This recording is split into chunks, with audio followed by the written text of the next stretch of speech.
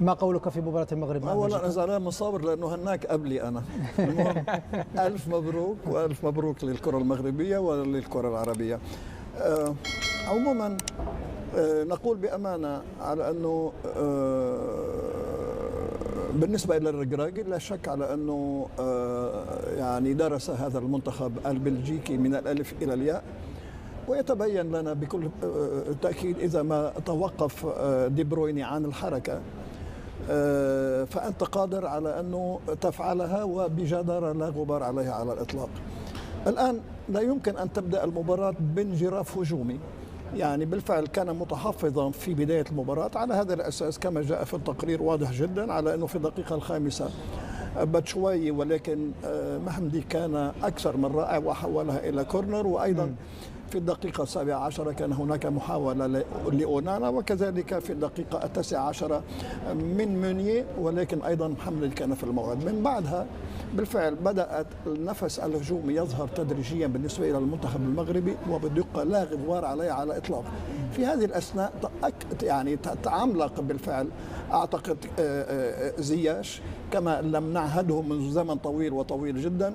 أول محاولة له كانت في الدقيقة 21، كانت هناك محاولة أيضا لأملاح، وكذلك حكيمي بالفعل تقريبا شبه انفراد من مسافة 7 أمتار بالحارس كورتوا، ولكن هنا بيت القصيد في الدقيقة الأولى من الوقت بدل الضائع كانت هناك ركلة حرة وسددها أيضا زياش، ولكن تبين على أنه الكرة أو الهدف الذي سجل كان من تسلل، لأنه دائما في الكرات الثابتة والركلات الحرة كان دائما يتقدم السايس لكي يتعامل مع هذه الرفعات بضربات رأسية. ومع يعني سبحان الله الهدف الذي جاء في الدقيقة تحديدا 73 من حرة لعبد الحكيم صابري وأيضا كان السايس في الصورة وكان قريبا جدا، ولكنه لم يكن متسللا، كان قريبا جدا من كورتوا وأفقده تماما تركيزه لكورتوا وكان الهدف. يعني السايس كان بالفعل اسم على مسمى، هو سائس لمنتخب بلجيكا بكل تأكيد. عموما بالنسبة إلى الشوط الثاني أتصور أنه لا غبار على الإطلاق بالنسبة إلى إمكانات المنتخب المغربي، لعب بخبرة وبنفس أكثر من رائع، وبالتالي كل نجوم المباراة يمكن أن نقول أنه كانوا في الموعد. ولكن عموما النجم الأول أكرر مرة جديدة كان المدرب ركراكي، لأنه تغييراته كانت في موعدها والبديلات بشكل إيجابي على النتيجة النهائية. سجل هدفين.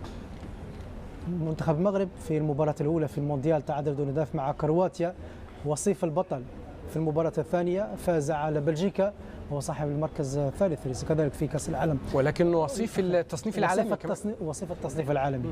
طيب تدرج المنتخب، وليد ركراكي مدرب يعني أوكلت له المهمة قبل فترة قصيرة، يعني شهرين، لعب مباريات ودية معدودات، يعني لعب لنقل 3 مباريات ودية، بعد ذلك المباراة الأولى تعادل فيها وهذه المباراة فاز فيها وفي كأس العالم. طيب لمن يجير هذا الانتصار الأول للمنتخب المغربي منذ مونديال 1998 تحديدا ضد منتخب اسكتلندا 3-1؟ نعم الركراكي خلينا الأول نقول إنه هو أول مدرب مغربي يحصد نقطة في المونديال، وأول مدرب مغربي يفوز في المونديال. بس خليني قبل ما أدخل يا يوسف معلش عشان برضو أهلنا في المغرب ما يزعلوش مننا زي ما قلنا للسعودية، عايز أقول كلمتين في حق المنتخب المغربي. أقول في البداية الأسود تسود في اليوم الموعود بعزيمة صلبة فعلها المغاربة، وبأداء مزيكا قهرنا بلجيكا. لا تقول لي دي بروين ولا هازارد، المغاربة جابوهم الأرض. وتحية من صابر لصابري عبد الحميد، النهاردة بقول له عيد ميلاد سعيد. بالمناسبة صابري ومن المفارقة الجميلة إنه دلوقتي بعد الساعة 12 يحتفل بعيد ميلاده ال27، يعني ما أجمل ده عيد ميلاد. يا سلام عليك. ده حبيت أقولها بس في البداية. الجزء اللي يخص وليد الركراكي زي على سؤالك، وليد الركراكي مدرب شاب، مدرب عرف يتعامل نفسيا مع اللعيبه. النهارده اعاد اكتشاف حكيم زياش، هو حتى في تصريحاته بعد المباراه وقال حكيم زياش من اللعيبه اللي محتاجه دعم ومحتاجه كلمه حلوه.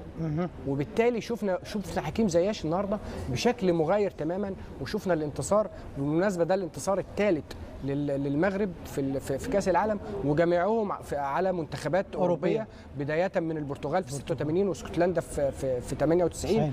ودي خامس مباراه للمغرب في تاريخ كاس العالم يخرج بشباك نظيفه، ودي تاسع مباراه يسجل فيها، ودي المباراه الخامسه اللي يحرز فيها هدفين او اكتر. ارقام رائعه جدا، سلسله من الارقام، ناهيك عن الجزئيه بتاعت ان هو يعني فرصته اصبحت كبيره جدا للتاهل لدور ال 16. دي الجزئيه الاهم خصوصا في بعد نتيجه الحالي. مباراه كرواتيا وكندا، لانه المغرب سيواجه كندا في المباراه الاخيره. كندا الان خرجت من كاس العالم. تنافس لنقل الثلاثيه على المراكز على بطاقتين في هذه المجموعه. المباراه الاخيره بين المنتخبين البلجيكي والكرواتي. المغرب لنقل عنده حالتين، حتى هناك حاله ثالثه ولكن نقول حالتين: التعادل أو الفوز، والفوز سيكون أهم، وأيضا فريق الأهداف لتصدر المجموعة. حتى الخسارة ممكن أن تؤهله، ولكن لا نتمنى في نهاية الأمر بالنسبة لهذا المنتخب. أستاذ محمد، يعني نحن سألنا المشاهدين يعني رأيهم حول إمكانية المغرب المرور إلى الدور الثاني من كأس العالم، أو لربما حتى الذهاب أبعد من الدور الثاني لكأس العالم. طيب، ما رأيك في هذه الحظوظ؟ هل للمنتخب المغربي كما تابعته في مباراة بلجيكا وكرواتيا مقومات الذهاب الأبعد مدى في كأس العالم؟ لأقول بأمانة، يعني نهج المنتخب المغربي يختلف من فترة إلى أخرى. يعرف متى النهج الدفاعي، متى يعتمد هذا النهج، ومتى يعتمد النهج الهجومي. هذا ما حصل في المباراة الأولى أمام كرواتيا، ولكن تكرر في مباراة اليوم وبشكل أوضح وأوضح بكثير جدا. أكرر مرة جديدة، هناك ترابط استثنائي ما بين الخطوط الثلاثة. طالما قلت ترابط هناك أمرابط، يعني سبحان الله على الوتيرة نفسها. لا، قدم مباراة كبيرة جدا المنتخب على مختلف خطوطه كما أسلفنا، وحتى المرمى المحمدي لم يتهدد إلا مرتين على مدى 90 دقيقة. في المرة الأولى إيدن هازار سدد كرة قوية جدا، ولكن الحارس المتمكن كان لها بالمرصاد. وفي الشوط الثاني أيضا ميرتنز البديل الذي وخبرة طويلة جدا، ولكن حتى لو كان عمره 34 أو 35 سنة على غرار هازارد تمكن من التعامل مع هذه الكرة. وبالتالي عندما يكون عندك حارس متمكن، ونأمل بأنه بونو يعود إلى حالته الطبيعية، عندما يكون عندك خيارات كثيرة حتى بالنسبة إلى الشق الدفاعي، لأنه نعلم تماما أنه سايس وآجرد كانوا أكثر من ممتازين، ولكن بالنسبة إلى الظهيرين أيضا هاجما باستمرار مزراوي بالإضافة إلى حكيمي. والتبديل الذي أجراه في الدقيقة 68 عندما أخرج حكيمي وعطية الله شارك في الجهة اليسرى وانتقل مزراوي إلى الجهة اليسرى. بالتالي هذا الثبات في التشكيلة مع التوفيق في التبديلات، لأنه كما أسلفنا أنت أخرجت أمل الله وأشركت صابري، وبعد 5 دقائق من نزوله سجل الهدف الأول. وحتى بالنسبة إلى بوفال خرج من المباراة، وأبو خلال هو الذي سجل الهدف الثاني. بالتالي أقول بأمانة هذه الثقة الكبيرة التي أبداها الفريق في المنتخب في المباراة الأولى ضد عملاقين، لنقول بأمانة الكرواتي بالإضافة إلى البلجيكي، أتصور أنه إن شاء الله إذا ما احتل المركز الأول سيلاعب الثاني من المجموعة الخامسة، يعني مبدئيا إسبانيا أو ألمانيا، وحتى لو احتل المركز الثاني سيواجه أحد القطبين الأوروبيين. طيب، بالنسبة للمنتخب البلجيكي، هل هذه الخسارة ربما قد تسرع نهاية جيل كامل من لاعبين المميزين؟ يعني أنا كنت في الملعب وشاهدت يعني نظرات إيدن هازار، كانوا يقول ما باليد حيلة، انتهى كل شيء. يعني أيضا في الجانب الآخر يعني حتى لوكاكو الذي دخل بديلا يعني كان يؤخذ زملائه في أكثر من مرة. دي براين ليس دي براين الذي نعلمه دي براين مانشستر سيتي. أحبط دي براين منذ أكبر معدل أعمار ما بين المنتخبات المشاركة، ما فيش خلاف. يعني الفوز المنتخب المغربي ما كانش مفاجئ بشكل كبير على المنتخب البلجيكي، كان في مؤشرات سبقت البطولة، حتى المباريات الودية وآخرها مباراته مع منتخب مصر كان في سيطره كامله للمنتخب المصري، كان في مؤشرات بتقول انه المنتخب المغربي قادر على تجاوز العقبات الصعبه في البطوله. اول ما القرعه اتعملت كلنا اتفقنا على ان المنتخب المغربي رغم انه صاحب الامكانيات الاكبر في المنتخبات العربيه الا انه لم يكن محظوظا بالوقوع مع كرواتيا وبلجيكا. ولكن الموقف الحالي يا يوسف اللي احنا مش عايزين نسبق الاحداث. الجمهور طبعا ثقته كبيره في المنتخب المغربي وعنده احساس ان هو قادر على تصدر المجموعه، واحنا كمان عندنا الاحساس، بس انا اخشى ما اخشى ان يتسلل هذا الاحساس للمنتخب. المنتخب الكندي منتخب عنيد جدا، عنده حماس شباب واندفاع بشكل كبير جدا، وبالتالي تخطي هذه العقبه لن يكون سهلا على الاطلاق.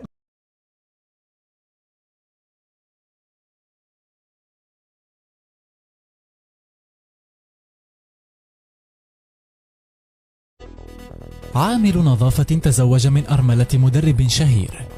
معلومات لا تعرفها عن هيرفي رونار، صانع أكبر معجزة في تاريخ السعودية.